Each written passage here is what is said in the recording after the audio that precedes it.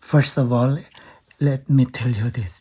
If I can't agree with your doctrine, it doesn't mean that I hate you, okay? If you still remember, a Jehovah Witness told me, she said, it is wrong to celebrate Christmas. And she even told me that God himself instructed us not to celebrate birthdays and Christmas, right? And then I challenged her if she can at least show me a verse where God prohibited us to celebrate Christmas or birthdays. And she said she can show me a verse. You know what? I waited for a couple of weeks. And instead of bringing me a verse, she did not bring me a verse at all, but she brought me this.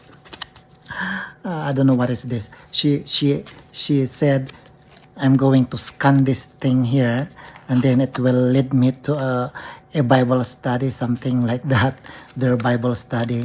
And you know what? Just to tell you honestly, frankly, I don't need a Bible study. I just need a verse.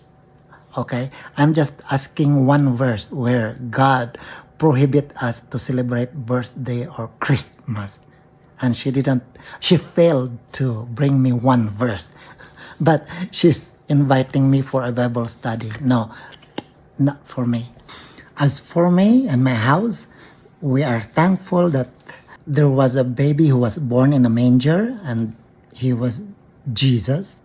He came from heaven to earth, and he saved us from our sins, you know.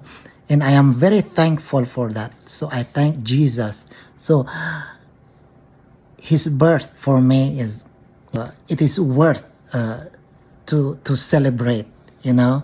I celebrate Jesus every Sundays and every day.